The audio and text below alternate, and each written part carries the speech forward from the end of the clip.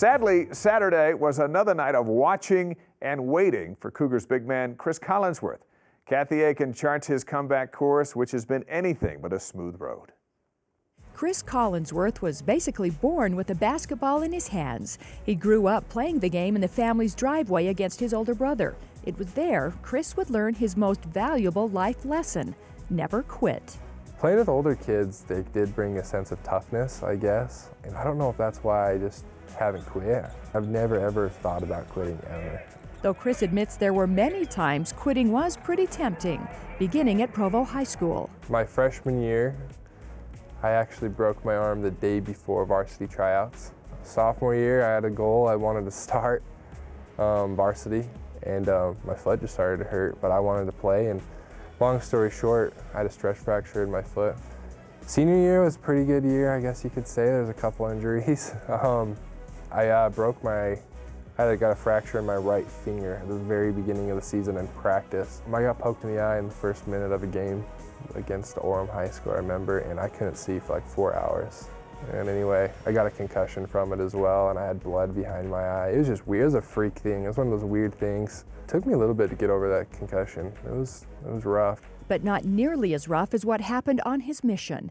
After a solid freshman season at BYU, where he played in every game, Collinsworth was called to serve in the Australia-Sydney North mission. 5 months in, he and a companion were attacked by several men while walking home at night. His companion suffered several cuts to his hands and arm. Chris was stabbed in the back, barely missing his kidney. And then the ambulance came and we got to the hospital and I couldn't stand up. And then I heard him say that, there was an intensive care patient who'd been stabbed in the kidney. And I was like, ooh. And they rolled into bed and put me on the bed and took me away, and it was me.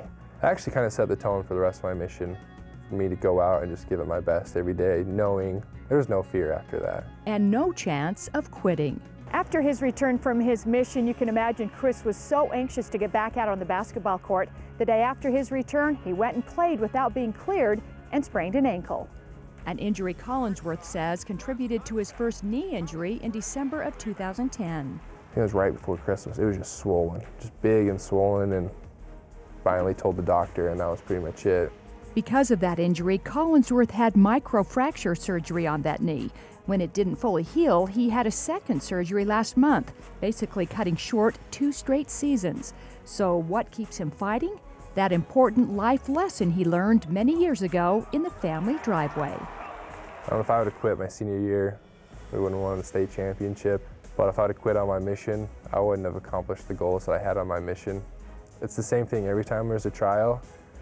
You just got to work through it, and there's always something greater at the other end. And I've learned that. I've learned that from high school, through my mission, and now. And it's good. Life's good. Kathy Aiken joins us on True Blue here tonight. It's good to have you here. Thanks, Dave. Great to be here. I've seen this fella in a tie for a long, long time. Is he going to suit up this season? Longer than he wants to, believe me. He is so frustrated in talking to him. It's been 4 years since he's played a full season, and he really wants to get back out there. I spoke with him this afternoon, and he said he wants to play sometime this season. Not a whole lot left, but he's hoping to get back on the court at some point. Is there an upside to this injury down the road? Doctors have said, at least he told me, that his knee could be 100% when he's all healed. He says he feels great. The interesting thing, Dave, is he could actually get a second medical red shirt, and if that's the case, if he does not play at all this year, he'll be a 23-year-old sophomore beginning next season. That's not too uncommon at BYU. No, it's not. I guess if there was an upside, he'd get a chance to play with his younger brother, who's out serving his mission now for a little bit longer. Yeah, Kyle is in Russia, and actually he'll hit the 1-year mark in May. So they may, if things go, if Chris doesn't play this year, gets a second medical redshirt, they could play 2 seasons together. Well, that'd make Mom a lot longer than they thought they would anyway.